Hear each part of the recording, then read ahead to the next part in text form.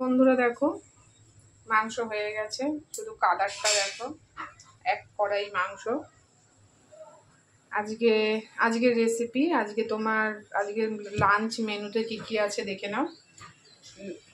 ঝাল ঝাল তেল তেল একদম মাটন ঝোল আলু দিয়ে, আর এখানে আছে কচুর শাক আর কাতলা মাছের তেল। এই হচ্ছে আজকের মেনু। তো চলো বন্ধুরা, আজকের মেনু হচ্ছে এই।